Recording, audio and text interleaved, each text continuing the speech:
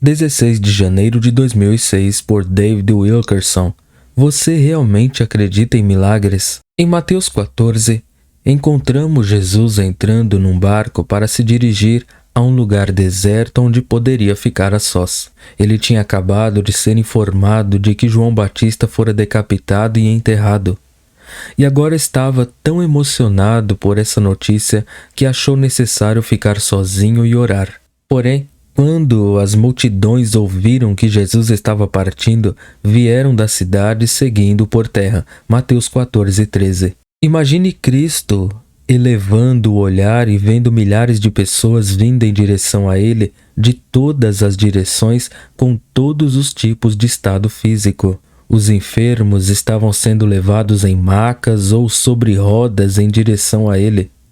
Cegos sendo guiados em meio à multidão e os coxos mancavam sobre bengalas e muletas improvisadas. Todos estavam desesperados para chegar perto em busca do toque curativo da única pessoa que poderia fazê-lo. Qual foi a reação de Cristo a essa incrível cena? Desembarcando, viu Jesus uma grande multidão, compadeceu-se dela e curou seus enfermos. Mateus 14:14. Se você estivesse lá naquele dia observando das encostas, ficaria assombrado com os acontecimentos que se desdobravam à frente. Mãos retorcidas eram corrigidas, pernas tortas se alinhavam, ouvidos surdos eram abertos, línguas mudas subitamente gritavam louvores a Deus. Ver e ouvir tudo isso seria algo impressionante. Ainda assim, ao fim desse dia incrível, depois de realizar todos esses milagres de cura, Jesus decidiu alimentar as multidões. Lemos que se tratava de uma multidão de 5.000 pessoas, sem incluir as mulheres e as crianças presentes. E para alimentar todos, Jesus pegou 5 pães e 2 peixes secos, orou sobre eles e começou a parti-los em pedaços para serem servidos às pessoas. Cestos e mais cestos foram cheios com alimento que rapidamente se multiplicava. E de algum modo, à medida que os discípulos o distribuíam à multidão, a comida simplesmente continuava aumentando. Ao fim dessa refeição em massa, todos no grupo haviam comido até ficarem cheios, e os discípulos acabaram trazendo 12 cestos de pedaços que foram deixados. Coloque-se na cena como parte da multidão daquele dia e tente imaginar. Você acaba de testemunhar cura após cura, milagre após milagre, maravilhas incríveis, uma após a outra. Você não acha que depois de um dia desses, você estaria de joelhos louvando a Deus? Não estaria dizendo para si próprio, nunca mais duvidarei do poder curativo e milagroso de Cristo? E então, após testemunhar todas essas maravilhas, você teria assistido à milagrosa alimentação de mais de 5.000 pessoas. Você estaria inteiramente abismado, maravilhado, pensando, o que o Senhor fez hoje é inacreditável. E isso fortaleceu a minha fé. Daqui para frente, vou praticar uma fé inabalável. Mais tarde, depois dos acontecimentos impressionantes desse dia, você vê Jesus compelindo os discípulos a entrarem rapidamente no barco, dizendo, vamos com o barco até o outro lado. Mateus 14:22. Em grego, a palavra para compelindo aqui quer dizer incitando, seja pedindo, forçando ou persuadindo. Jesus insistiu com os discípulos usando dos termos mais fortes, irmãos, entrem já no barco, agora. Ele dispensaria a multidão e encontraria os discípulos mais tarde. Ora, o tempo todo Jesus estava lendo o pensamento dos discípulos. Sabia que eles não estavam entendendo o que acontecia aquele dia. A mensagem dos milagres ainda não se gravara em seus corações e mentes e as dúvidas ainda os importunava. Ao zarparem da praia, me pergunto se Jesus não meneou a cabeça espantado, ferido pela fragilidade da fé destes que a tudo haviam assistido. O que Jesus teria de fazer para levar seus discípulos a uma fé inabalável? Jesus realmente teria de caminhar sobre as águas para acordar os discípulos? Claro, foi exatamente o que Cristo fez. E rompeu a tempestade, o barco em agitação, e foi Jesus ter com eles andando por sobre o mar. Mateus 14:25. Quando seus discípulos o viram, não acreditaram nos próprios olhos. Em verdade, acharam que era um fantasma. Pensaram tratar-se de um fantasma e gritaram, pois todos ficaram aterrados à vista dele. Marcos 6, 49 e 50. Mas Jesus disse para não se amedrontarem, e subiu para o barco para estar com eles, e o vento cessou. Ficaram entre si atônitos. Marcos 6, 51. Só nesse ponto vemos alguma semelhança de fé crescendo nos discípulos. E os que estavam no barco o adoraram, dizendo, verdadeiramente és filho de Deus. Mateus 14, 33. Ao ler isso, suspiramos de alívio achando, finalmente eles entenderam. Creem no poder que Cristo tinha em operar milagres. Os milagres finalmente começaram a se gravar e um alicerce de fé está sendo edificado neles. Agora estão preparados para enfrentarem qualquer provação com fé inabalável. Mas não era o caso.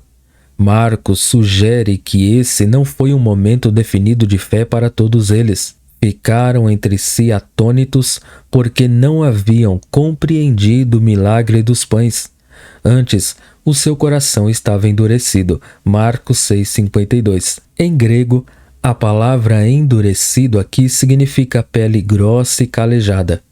Segundo Marcos, os discípulos perderam totalmente o significado da mensagem dos pães e peixes. Essa é uma afirmação muito significativa, pois tem tudo a ver com a confiança em Deus. Lembre-se, esses eram homens que amavam profundamente o Senhor e prontamente criam que Ele poderia operar milagres para os outros. Não tinham o menor problema em aceitar as maravilhas que Jesus promovia para a multidão, mas não podiam crer que Cristo faria o mesmo por eles. Quando chegou a hora de crerem nele para a operação de milagres em sua própria crise, algo importante estava faltando. É possível dizer, creio que Deus pode fazer o impossível e ainda assim ser tão endurecido, calejado, que o Senhor não consegue transpor. Podemos nos tornar tão calejados com dúvidas que a verdade deixa de ser gravada por nós. Por exemplo, com o passar dos anos podemos nos tornar endurecidos pelas provações, sofrimentos, medos, dúvidas e desapontamentos em grandes quantidades. Em Mateus 15, lemos de um outro ajuntamento de pessoas quando mais foram milagrosamente curados e alimentados. Dessa vez, a multidão chegava a 4.000 pessoas, mais mulheres e crianças. Uma vez mais, Jesus operou milagres de cura e então maravilhosamente alimentou as massas a partir de só 7 pães e uns poucos peixes. Então, todos comeram, ficaram cheios, e os discípulos trouxeram de volta 7 cestos cheios de comida que sobrou. No fim do dia, Jesus outra vez entrou num bote com os discípulos, dessa vez para rumar a outro lugar. Durante o trajeto, os discípulos discutiram entre si perguntando quem esqueceu de trazer o pão. Evidente que eles tinham um só pão para si. Marcos 8,14. Imagine só, Pedro, Tiago e João e os outros estavam preocupados quanto ao pão, tendo acabado de chegar da maior distribuição de pães da história. Quando Jesus os ouviu, não acreditou. Ele os reprovou dizendo, não compreendeis ainda, nem vos lembrais dos 5 pães para 5.000 homens e de quantos cestos tomastes? Nem dos 7 pães para os 4.000 e de quantos cestos tomastes? Como não compreendeis? Mateus 16, 9 a 11. E então perguntou, não vos lembrais de quando partiu 5 pães para os 5.000, quantos cestos cheios de pedaços recolhestes? Responderam eles, 12. E de quando partiu 7 pães para os 4.000, quantos cestos cheios de pedaço recolhestes? Responderam, 7. Ao que lhes disse Jesus, não compreendeis ainda? Marcos 8, 18 a 21. Jesus estava dizendo, em outras palavras, como pode acontecer isso? Estou tentando edificar um alicerce de fé em vocês. Como esses milagres não se gravaram em suas mentes? Eu lhe pergunto, Por que Jesus aqui relacionou a fé débil e hesitante dos discípulos aos milagres dos pães e dos peixes? Por que atribuiu as dúvidas e o endurecimento de seus corações à não compreensão do significado de tais maravilhosas multiplicações? Por que ele simplesmente não os recordou do milagre da transformação de água em vinho? Ou do leproso que ficou curado instantaneamente? E o homem paralítico e preso à cama que foi baixado até ele através do teto, curado por Cristo, e imediatamente pegou sua esteira de palha e saiu andando? E os espíritos imundos que viram Jesus e se dobraram diante dele gritando: Tu és o Filho de Deus. Todos estes acontecimentos incríveis ocorreram antes de Cristo ter alimentado as multidões. Mas Jesus 2 vezes traz os discípulos à lembrança desses 2 milagres. Por quê? Voltemos ao ato de alimentar os 4.000 para ver se podemos compreender o significado espiritual. E chamando Jesus os seus discípulos, disse: Tenho compaixão desta gente, porque há 3 dias que permanece comigo e não tenho o que comer. E não quero despedi-la em jejum para que não desfaleça pelo caminho. Mateus 15:32. Creio que Cristo estava fazendo uma declaração aos seus discípulos aqui. Estava dizendo, basicamente: farei mais pelo povo do que curá-los. Me certificarei de que tenham pão suficiente para comerem. Preocupo-me com tudo que afete as suas vidas. Vocês têm de ver que eu sou muito mais do que apenas poder. Também sou compaixão. Se me virem só como alguém que cura, um poderoso operador de milagres, terão temor de mim. Mas se também me virem todo compaixão, irão me amar e confiar em mim. Acabei de lhes mostrar diante de diferentes multidões de 5.000 e de 4.000 pessoas que me preocupo pelo meu povo. Vocês, homens, são os pilares da minha igreja, mas seus corações estão ainda endurecidos nessa área. Vocês têm de crer que tenho compaixão pelo meu povo todo o tempo, em todas as crises que enfrentam. Por que o coração dos discípulos estava tão calejado a essa verdade? Não duvidavam que Jesus podia curar multidões com um toque ou uma palavra. Não tinham dúvidas quanto à sua compaixão pelas massas humanas fragilizadas. O fato é que se maravilhavam e o glorificavam quando operava milagres para o povo. Mas mais tarde, quando sós no barco, afastados das grandes congregações, ficavam preocupados quanto às próprias necessidades. Não tinham confiança em que Jesus proveria milagres para eles ou suas famílias. Estou escrevendo essa mensagem a todos que estão à beira da exaustão, prestes a caírem, oprimidos pela situação atual. Você tem sido servo fiel, alimentando os outros, confiante que Deus pode fazer o impossível por seu povo. Mesmo assim, algumas dúvidas persistem em você quanto à disposição dele em intervir na sua luta.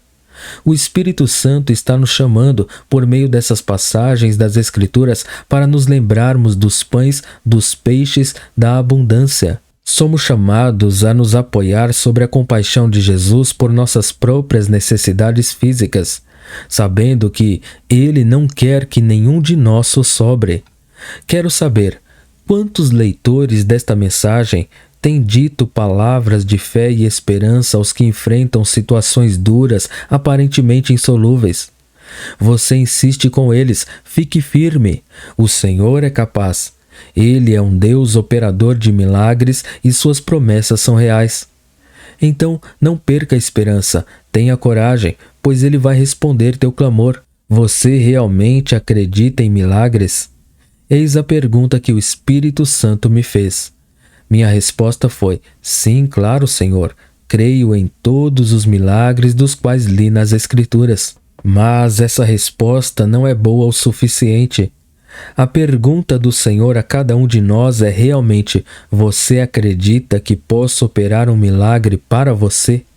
E não só um milagre, mas um milagre para todas as crises, para cada situação que enfrentamos. Necessitamos mais do que os milagres do Velho Testamento, dos milagres do Novo Testamento, dos passados milagres da história, mas de milagres atuais e pessoais destinados só para nós e nossa situação. Pense no problema que você está enfrentando agora mesmo, naquilo que você mais necessita, em sua maior dificuldade. Há tanto tempo você ora por isso. Você realmente acredita que o Senhor pode e resolverá isso por meios que você não pode imaginar? Esse tipo de fé ordena que o coração pare de ter medo ou de fazer perguntas. Lhe diz para repousar nos cuidados do Pai, confiando nele para fazer tudo à sua maneira e a seu tempo.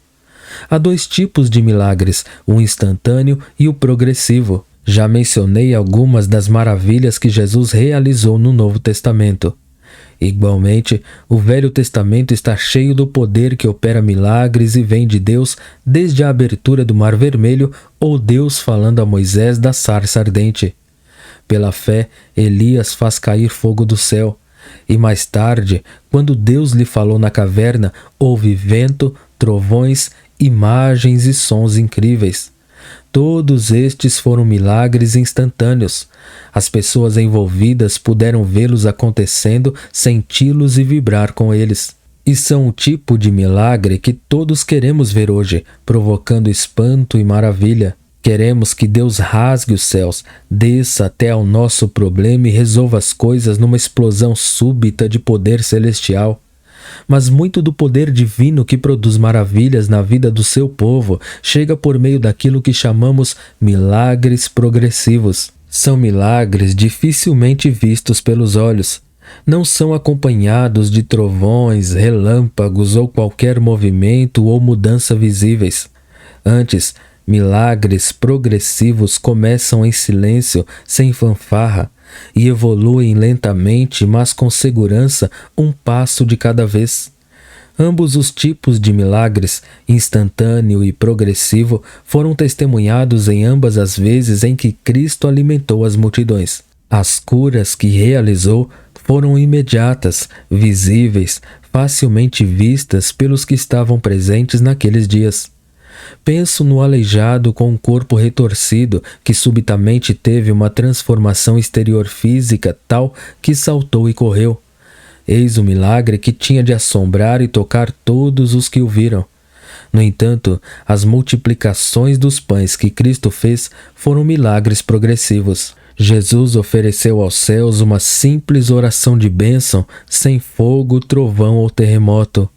Ele simplesmente partiu os pães e os peixes sem nenhum sinal ou som de que o milagre estava tendo lugar. Contudo, para alimentar aquela quantidade de gente, teria de se partir pão e peixes milhares de vezes por todo o dia. E cada pedaço de pão ou peixe seria parte do milagre. É exatamente assim que Jesus realiza muitos dos milagres na vida do seu povo atualmente. Oramos por maravilhas instantâneas e visíveis, mas muitas vezes o nosso Senhor está silenciosamente em ação, formando o milagre para nós pedaço a pedaço, pouco a pouco. Podemos não ser capazes de ouvir ou tocar isso, mas Ele está em ação, dando forma ao nosso livramento além do que possamos ver. E é isso que Jesus queria que os discípulos vissem. Ele queria tanto que eles soubessem que durante todo o tempo ele estava agindo a favor deles, enviando flechas contra o inimigo, silenciando espíritos enganadores, guardando e protegendo fielmente cada preciosidade que o Pai houvera lhe dado. Você pode estar em meio a um milagre agora mesmo e simplesmente não o estar vendo. Talvez nesse momento você possa estar esperando por seu milagre. Você está desencorajado, pois as coisas parecem estar paradas. Não se vê nenhum sinal da ação sobrenatural de Deus em seu favor.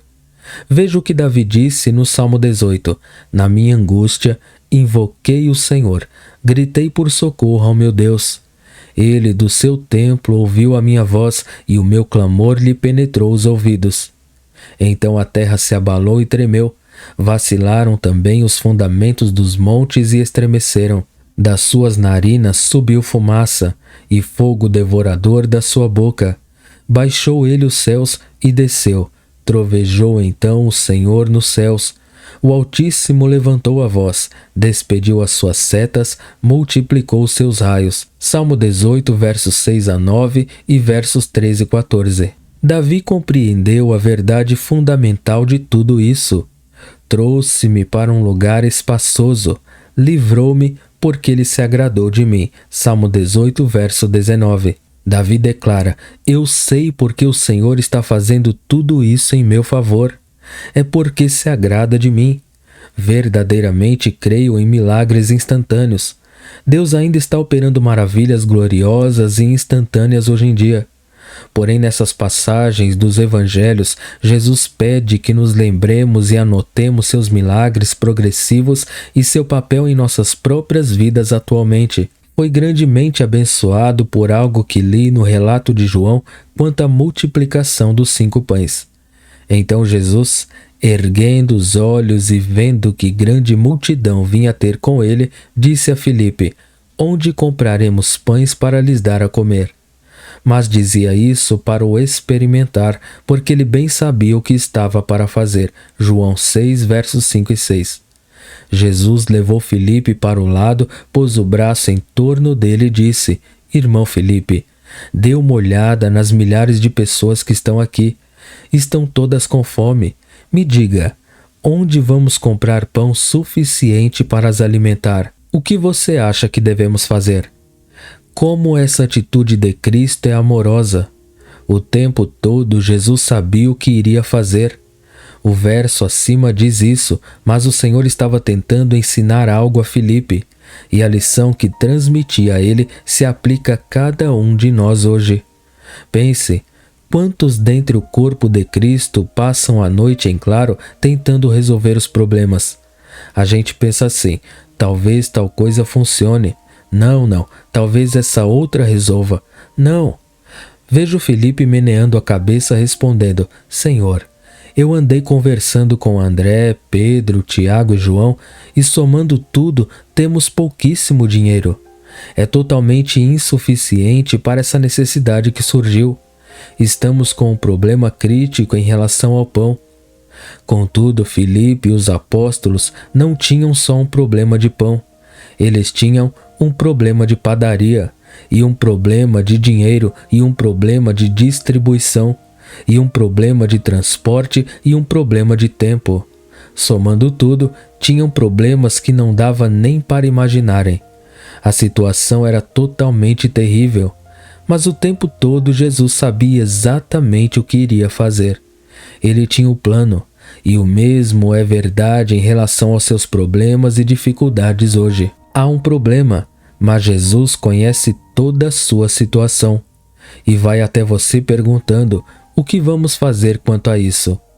A correta resposta de Filipe teria sido: Jesus, tu és Deus, nada é impossível contigo. Assim estou entregando tal problema para ti. Ele não é mais meu, mas teu. É exatamente isso que precisamos dizer ao nosso Senhor hoje, em meio da nossa crise: Senhor, tu és o operador de milagres. Eu estou submetendo todas as minhas dúvidas e temores a ti. Em confiança, transfiro toda essa situação, toda a minha vida para os seus cuidados. Sei que não permitirás que eu desfaleça. Na verdade, tu já sabes o que farás em relação ao meu problema. Confio no teu poder. Amém.